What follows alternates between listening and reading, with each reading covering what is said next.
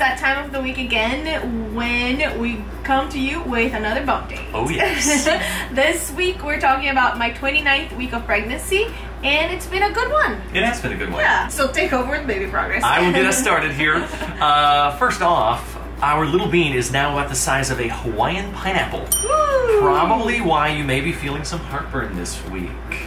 I feel sometimes, guys, that this app is some sort of like magician or something. Like, it knows my life before I know it myself.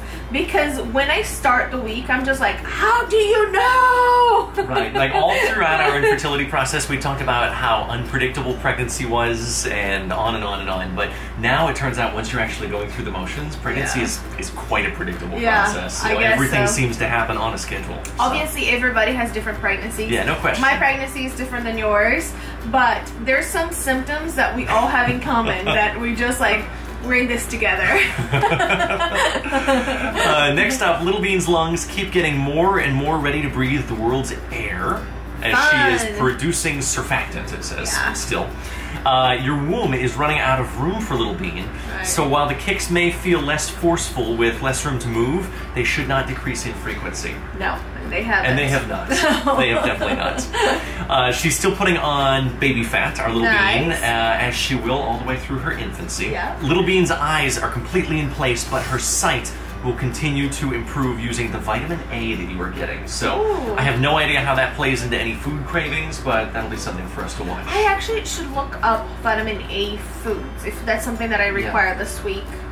So you guys can let us know also in the comments below, you know, what you like that contains vitamin A. Little Bean's rapidly increasing weight is helping her to stay warm. Aww. And you are probably sensing her rapidly increasing weight as well. Yep. She is repeatedly moving her diaphragm as a method to practice her breathing, which is great.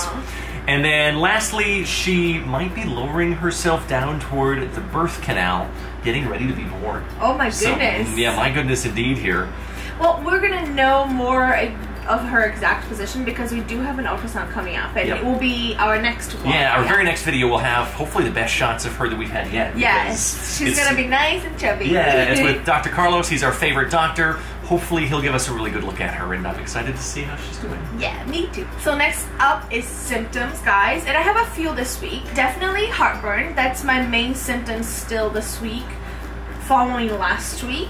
I'm still, you know, getting the heartburn. I tried drinking a glass of milk, so many of you suggested, and to me it's a hit or miss. Sometimes it works, sometimes it doesn't. It really depends on, I guess, like how full I am, or sometimes there's no rhyme or reason for what it is that I'm eating, really. And in the same way, the heartburn doesn't seem to be caused directly by anything either, right? No. Last week you thought, oh, maybe this coffee that you were drinking, just that little bit, was sort of impacting the heartburn, but then at the same time you've said that it just seems to come on its own other times and not be triggered by something like that at all. Right, because today, for example, I didn't have coffee. I'm avoiding, there are days that I'm like, well, I'm going to avoid having coffee today, but today I felt heartburn right after. Actually, today, no, I felt acid reflux, which comes, I guess, hand in hand with heartburn. I think so. I think so. They're indistinguishable to some people in some ways. So, in many ways, heartburn it's a symptom. It's something that I've accepted. I think it's going to be through my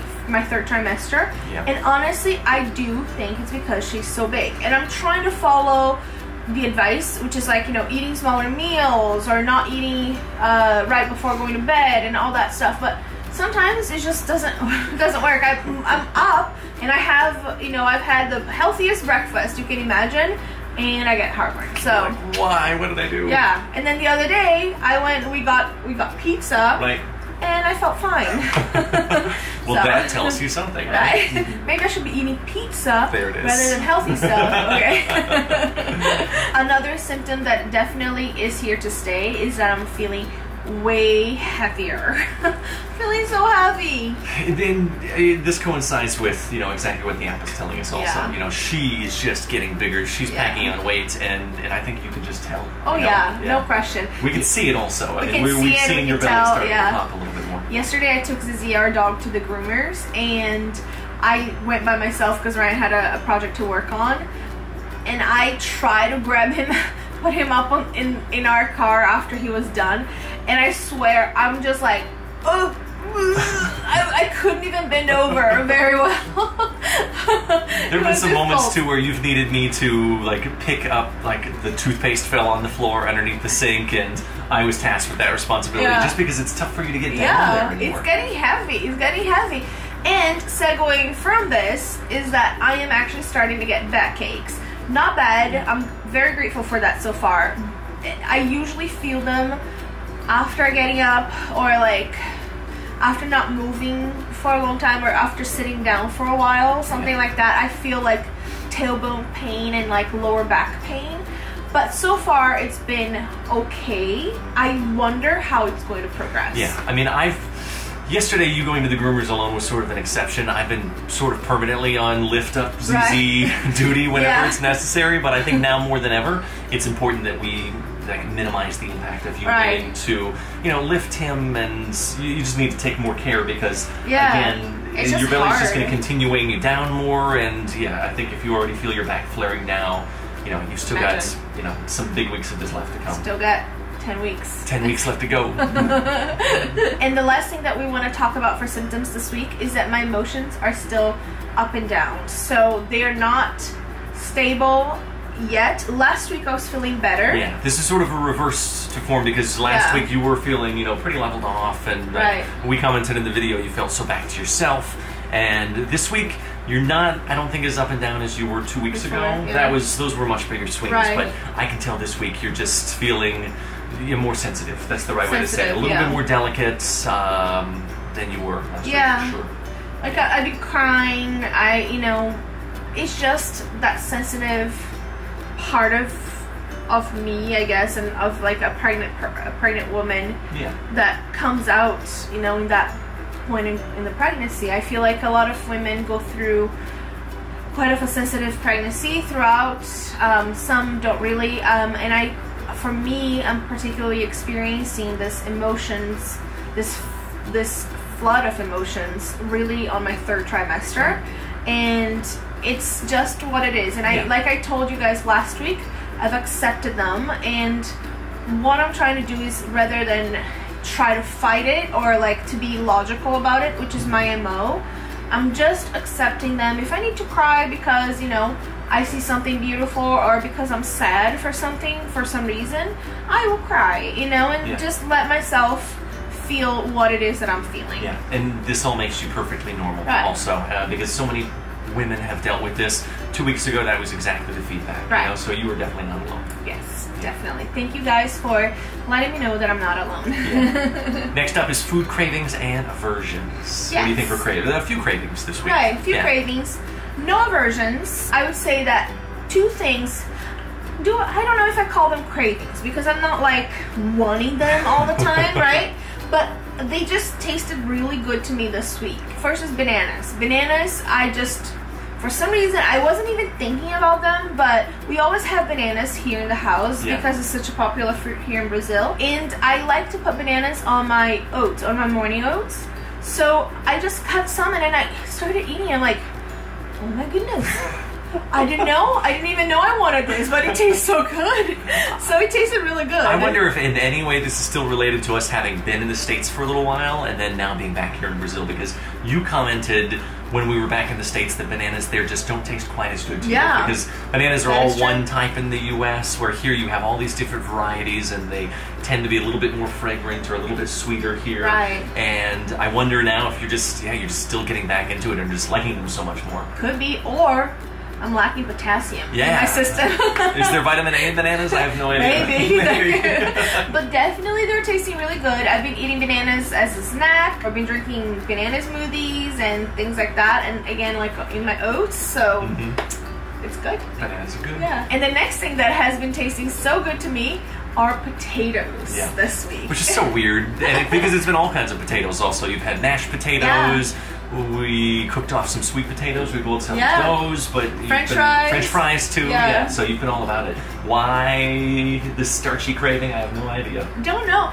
On my first trimester, right after I found out that I was pregnant, and before my sickness kicked in, because when I was sick I couldn't really eat anything, much. Like, I did eat potatoes that were like blend and cooked in just some salted water. Remember that? I remember that also. That I could eat when I was feeling so sick. Yeah. But before I started feeling sick, I really wanted French fries. I was craving potatoes for a little bit. And now this week also potatoes just taste really good. I made some mashed potatoes yesterday. Yeah, they were delicious. And they're delicious. And I'm like, I could eat this alone for lunch.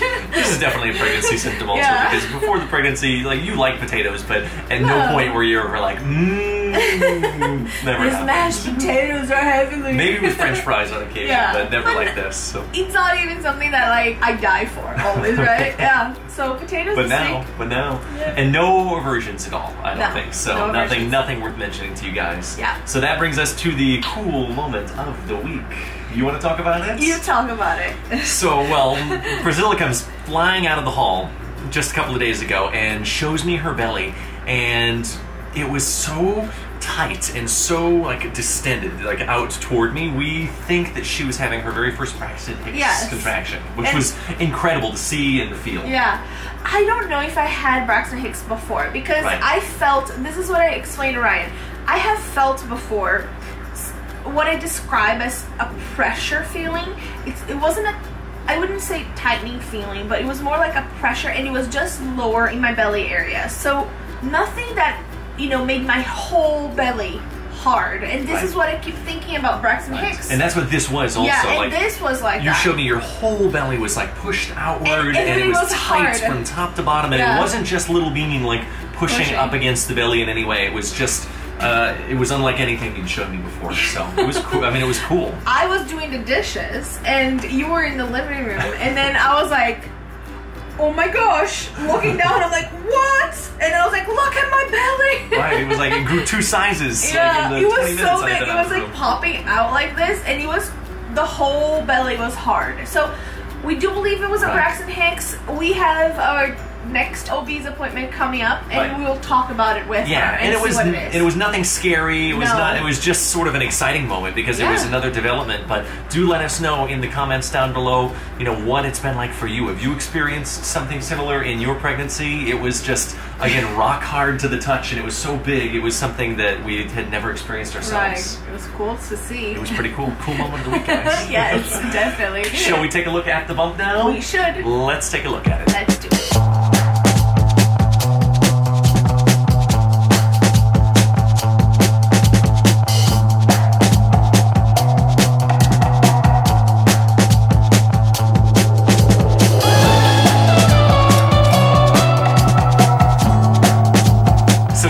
Go. More progress. We're happy with this. Yeah. We're slowly inching our way toward the finish line. Yeah. I've been growing out of all my clothes lately, guys, so if you see me wearing the same shirts over and over, that's why. I don't think I'll be buying any more maternity clothes coming up, but I'm lucky that my mom gave me this shirt that I'm wearing today. She just came back home from a trip to Spain to see my brother, and then she was like, I have this shirt for you. I'm like, yes, something that fits. I feel like the last couple of updates is just going to alternate back and forth. Back and forth, yeah. A couple of items.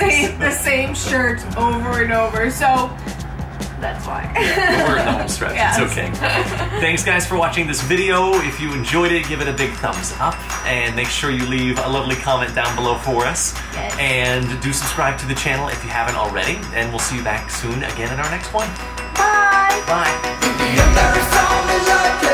I got you on my